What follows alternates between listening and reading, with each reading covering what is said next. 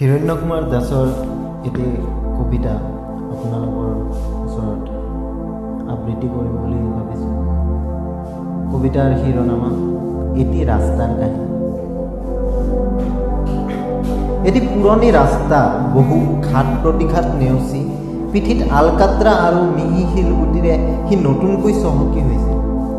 কিন্তু অতি অভিজাত শ্ৰেণীৰ আতিথ্যত তাৰ বুকু এতিয়া লাঞ্ছনা বঞ্চনাৰে ভাৰাক্ৰান্ত আৰু পিঠিত সহ চাবুকৰ। ৰাস্তা এটাৰ জানো দুখ বুলিবলৈ কিবা থাকে? দিন ৰাতিৰ যন্ত্ৰণাৰ হিচাপ ল'বলৈ তাৰতো কোনো গৰাকী নাই, নাই তাৰ কোনো আহৰিয়। সি যে এটি মাথো ৰাস্তা, শুকান লেহুকা আৰু নিৰ্জীৱ। ৰাস্তাটোৱে পিন্ধি থকা কলা চলাটো এতিয়া প্ৰায় খুলি খুলি যাওঁ অৱস্থা। অৱশ্যে দুইপাৰে থকা সাধু মহন্তৰ আশ্ৰমবোৰত নিতৌ ৰং লোৱাৰ অলেখ ব্যস্ত। তথাপি তাৰ কোনো আক্ষেপ নাই। সি যে মাথো এটি ৰাস্তা, মানুহৰ পদপিষ্ট কৰিয়াই ফুৰা একোটা অৰ্থহীন সপোনৰ মানুহ। সি এতিয়াও ভাগৰা নাই। কি যে অত্যাচাৰ হোৱা নাই তাৰ মসৃণ ওখ চহকী অট্টালিকাৰ চৌহদেৰে আভিজাত্যৰ মিছিল সাজি অহা প্ৰতি বাৰিষাৰ বৃষ্টিকণিকাই কিমান বাৰ যে আঘাত কৰে তাৰ বহল উদং বুকুত। তথাপি অভিযোগ নাই, নাই কোনো আক্ষেপ। আজিকালি ৰাস্তাটোৱে ডিঙি মেলি চাই দুই কাষে থকা সমাজখন হিচাপ কৰে। প্ৰতি বসন্তৰ আগে আগে কোনখন সমাজ কিমান আগবাঢ়িল, 6 ইঞ্চি নে 8 ইঞ্চি, নতুবা 9 ফুট নে 12 ফুট। যিহেতু প্ৰতিবাৰে আন্দোলন চলে, তাক অধীন কৰাৰ এক অঘোষিত প্ৰতিযোগিতা। প্ৰতি বাৰিষাত সি চকু পানীবলৈ টঙা বান্ধে প্ৰতিটো অভিজাত চৌহদত, আৰু শেষত সি বুকু দুফাল কৰি শুহি লয় সমস্ত বিষাদ আৰু যন্ত্ৰণা।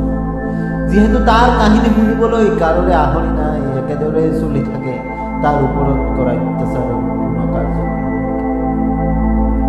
সি আচৰিত হয় মাজে মাজে। চৌহদ লেতেৰা জমিদাৰৰ কথা ভাবি আৱৰ্জনাৰে গেলি থকা পৰিষ্কাৰ পদূলিত খোলা কেতেকীৰ কৰ্কশ মাত শুনি কিয় জানো ভাৱ হয় তাৰ বসন্তও চাগে ধুনীয়া নে সিহঁতে গেলামালৰ বজাৰ কৰা প্ৰকাণ্ড মনাখনত ঠেলি হেঁচি। অৱশ্যে চৌহদ লেতেৰা হ'লেও সিহঁতৰ ভ্ৰক্ষেপ নাই। যিহেতু বোকা পানীবোৰে চুব নোৱাৰে দুচকীয়া বা 4 চকীয়াৰ মসৃণ কাৰ্পেটৰ ওপৰত থকা সিহঁতৰ দুৰ্গন্ধময় পোকে খোৱা ভৰি।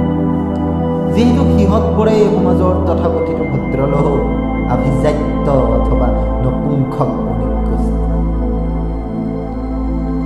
এনেদৰেই চলি যায় নিৰ্জীৱ ৰাস্তাটোৰ ওপৰত নতুনকৈ সভ্য হোৱা পুৰণি অসভ্যৰ বৰ্বৰ অত্যাচাৰ।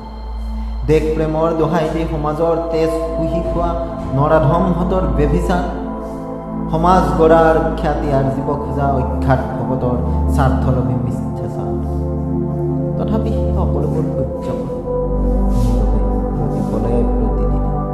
মাথো হিচাপ ৰাখে কিমানজনে আভিজাত্য ৰংবোৰ পাহৰি শ্মশানলৈ গ'ল এখন মাত্ৰ বগা কাপোৰ লৈ, যিখন কাহানিও নিজে কিনা নাছিল, অথচ তাৰ বাহিৰে সিহঁতে সকলোখিনিয়েই কৰিছিল।